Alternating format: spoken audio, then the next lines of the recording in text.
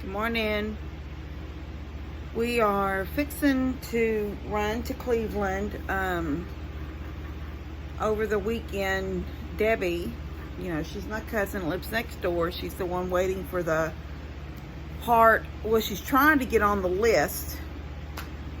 The doctors suggested that, that's what the only thing that she can do is go through the process of getting on the heart and the lung transplant list. So anyway, I usually take her to Houston. I've done some videos of that in the past, taking her to Houston for her visits.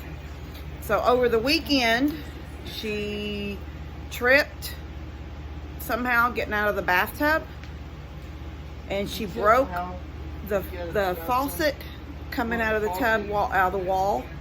She broke it clean off back into the wall. So I went over and I couldn't get the piece of pipe that was still up in the faucet itself. I couldn't get that unscrewed out. No matter how hard I did, I used pliers, everything. I couldn't get it unscrewed. So I fixed it good enough that they could get a bath. I put a piece of pipe, glued it in, stuck it out through the wall, and left it where I can cut it off later. Although I got to thinking, I didn't want to glue it. I should have made it longer and then glued an elbow pointing downward, and I didn't think about it till I got home, thinking, well, they turned the water on full blast, it's just going to shoot across the bathtub and hit the back wall. So they would have had to have done it. I'm sorry, I pulled this right up on my face. They would have had, would you pause that please? They would have had to done it like trickling out. So it would just come out the pipe and just drop. Anyway, yesterday was Sunday. I fixed their water so they could, Saturdays evening, so they could do baths and stuff. They just couldn't take showers. And then yesterday was Sunday, and I told her, I said, I fixed it good enough for you to take a bath. I don't want to have to go to town on Sunday. I don't want to miss church. I don't want to miss family dinner. So Monday morning, so it's Monday morning. So I'm fixing to run to McCoy's and try to find a faucet. She doesn't need everything, handles and all that stuff. It's just the part coming out of the wall. So, and it's got the diverter on it. It's got to have one with the diverter so she can pull that little thing up and then the shower works. I think they need to get them like Mom and Dad use. I didn't know they were still using it till the other day when I was down there, and the shower was still open from one of them getting out, and that shower chair was still in the shower. I didn't know they were using that. But Mom and Dad both said they sit in it sometimes, I guess, when their legs are giving out, or they've had a hard day on their legs. I don't know. So I'm thinking Debbie needs to have one over there in her bathtub. And for her and her mother's moved in with her now. So that's 4 ladies living in that little tiny house. 3 grown ladies. Debbie, her mom, and then Debbie's ex-mother-in-law, Rita. And then they have Debbie has that little girl it's not her daughter, it's Brooke. Debbie worked for Brooke's grandpa. After she left the school, she used to work in the school system in Splendora. She worked with special needs. Debbie does sign language. And she would work whenever they had deaf kids, and then at some point they did away with her program. I don't know what it was, and so she no longer had a job. And then she started working for Brooke's Brooke's grandpa, which is please don't do that, which is a pharmacist. And she was just working in his office, doing some kind of billing or something. I'm not really for sure what it was she did. And it was during that time that he downsized and went to a smaller system and was working with someone else, and they already had, I guess, people that worked for them in their billing. So Debbie wasn't needed any longer. And she hadn't been home with no job for maybe a few months, I'm not really for sure, before he contacted her about Brooke. Brooke was 18 months old, and Brooke's mom had gone to jail.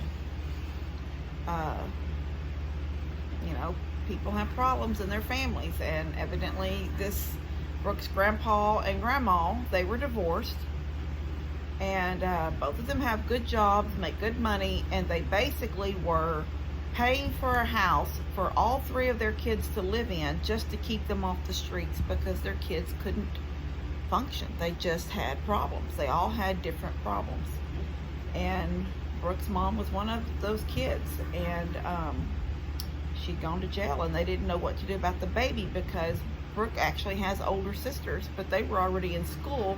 It was easy to take care of them, you know, put them on the bus or whatever, and you send them off to school.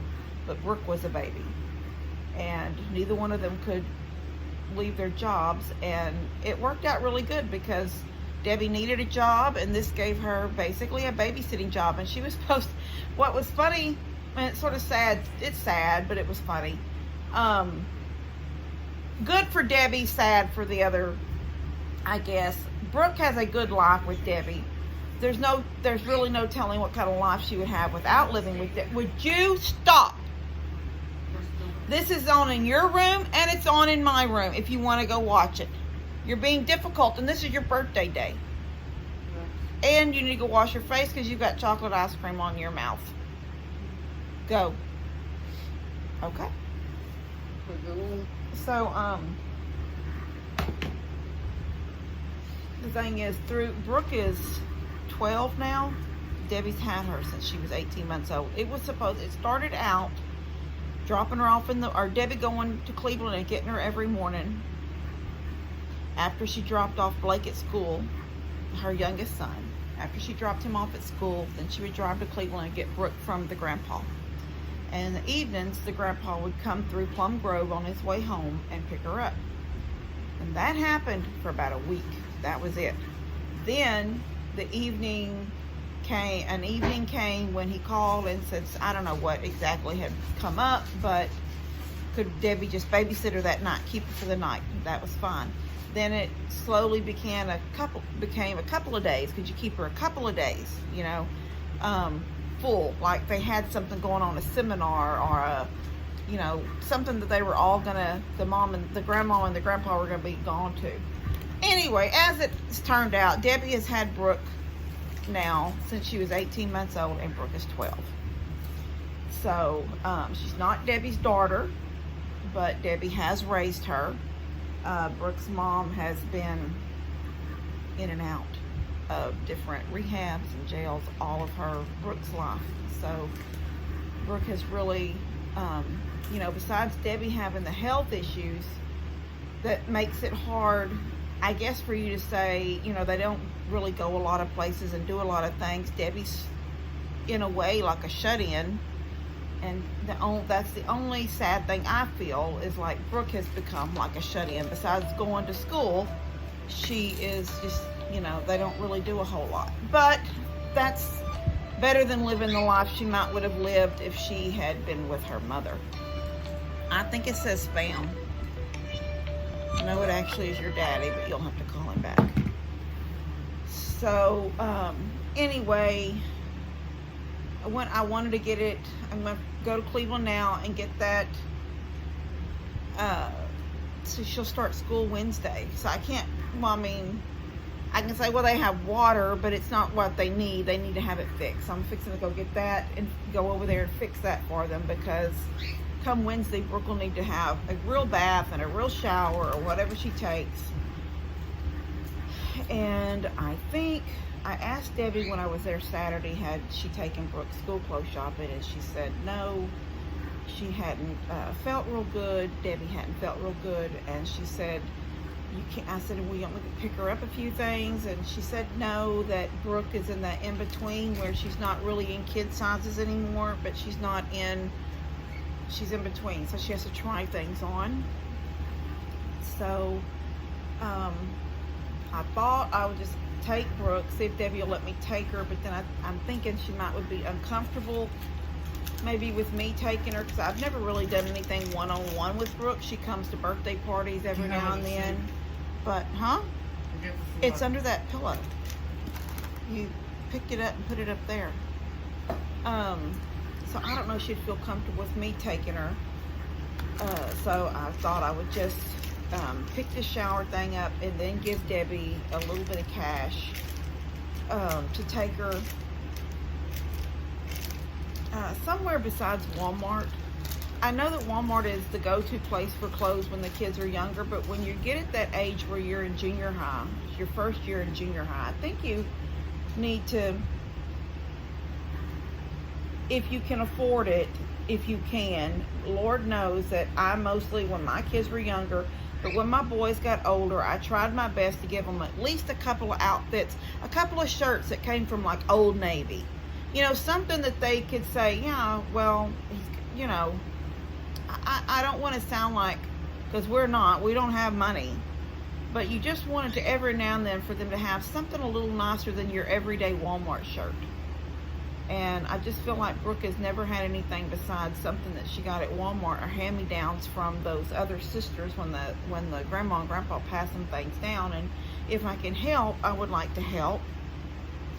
And I'm gonna, hopefully Debbie will accept that help and take her tomorrow and let her get a couple little outfits somewhere that doesn't come from Walmart, I hope.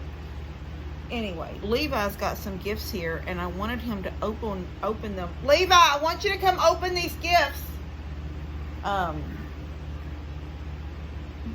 for his birthday. Today is his birthday.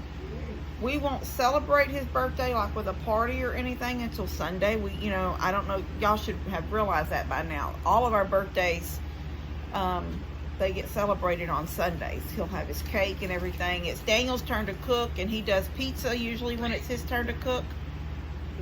And so Levi will be happy with that, because if it was my turn to cook and it would happen to fall on Levi's birthday party day, we would buy pizza, because that's what Levi wants and likes. So let me flip this camera so y'all can see him open. I asked you to wipe your mouth. Everybody's going to see you with chocolate under your mouth. I'm going to flip the camera and clean his mouth. 1 second. He's gonna open his, he's already smiling. Why are you giving it to me? Pull it out. Open it. Can you tell what it looks like from here? What does it look like? I'm gonna get a box to sit this on so I can help him. Maybe get him up high enough. There. It's a Mickey Mouse. Oh, it sure is Mickey Mouse. Hold it up for the camera. Mickey Mouse. Is there a... That package. That one. I know who sent it. I think Joanne sent this. Yes, she did. So tell her thank you. Thank you. All right, open your other one. I've opened everything so he can easily get it in and out. Oh, another one. Let me see. From Joanne again. Another t-shirt.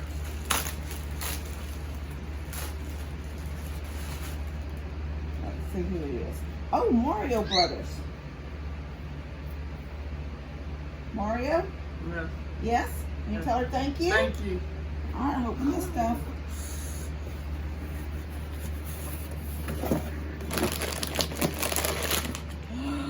What is that? More gummy bears? The biggest bag of gummy bears I've ever seen. Yeah. A big old bag. Joanne, you're spoiling us. Especially me with the garden stuff and Levi with all these snacks. Oh, let me see those. Let's see what we got. Let me get over here beside you. Can I sit beside you? Jensen, can I sit here, baby? Okay, these are fruit roll-ups. Yeah. Cool. This looks like something maybe for me. Rhubarb and custard. They're little suck on these little candies. And this, I think it's like Laffy Taffy, maybe. If any of those are banana, that will be my favorite. I love banana Laffy Taffy. Oh, gummy worms. Magic sticks. I wonder what, some kind of a gum or a candy. It's gum. Is it gum or is it candy? Gum.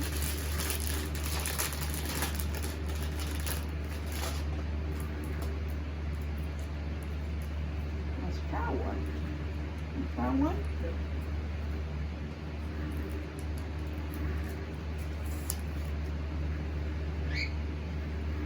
Mm-mm. It's good. It's a Laffy Taffy. It's a taffy too. That's good too. And some more. What is this? It says Planet Gummies. They must be gummies with, oh, and a fruit stuff in the center. That's gonna go. Huh. Oh. Something for me. Solar flame lights. I cannot wait, honestly. Woo! I cannot wait for my garden, my yard. I say garden, but my yard to be so pretty, finished. Oh, these hang like you clip them to things. Oh my gosh.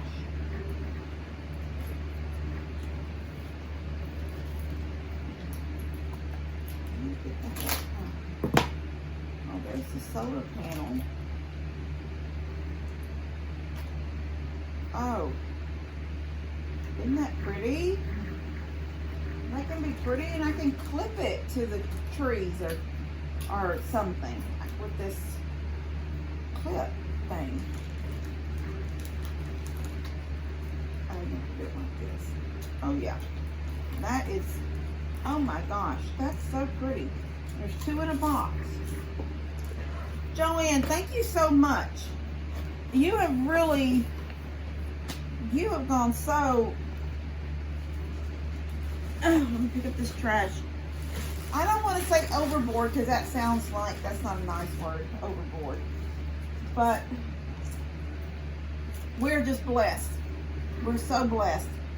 You guys have sent so much. Joanne and everybody else that sends things regularly. We're just too blessed, aren't we? Yeah. Why can't I touch you? Yes. Can I touch you like this? Yes. Can I slap you like this? We are so blessed. And we thank y'all so much. Thank you for sending him birthday gifts. And tell her thank you. Thank you. Again. What KFC? Oh, yeah. Because it's his birthday, we have to go to KFC. So, I guess that's where we'll be going. Yeah. All right, we're going to get out of here. I'm going to run to McCoy's and pick up that faucet for Debbie, get home and fix that, and then sit down and have a meal with him from KFC. Yeah. All right. Love you guys. See you later. You ready? You're doing them stuff in your face with chips. Tablets. What is that? I like tablets. Let me see what you wrote. Let me see. Levi. Now, do you know how to erase it and start over? See, push this button right here. Push it hard. And it went away. Now you write again. See? That's pretty cool, huh? Yes. You want to tell Joanne thank you? Thank you. He loves it. Push the button. All right. We got Whataburger instead of KFC, huh? Yes. the highway was backed up. Something was happening on 59. So we just stayed in town and came up. See, we don't have a KFC in Cleveland, do we? No. It's in Splendora. Yeah. So if we're already in Cleveland, we have to go down 59 about 10 minutes to Splendora. But 59 was backed up. So I said the only way to get to KFC was for us to go almost home, because we have to come down 1010, FM 1010 to Plum Grove from Cleveland. But then we have to go around onto 2090 and go into Splendora. So I said I would rather just get something in town, right? Yeah. So what did you choose? Waterburger. Waterburger. All right. We love you guys. God bless. Joanne. He's putting this shoe on.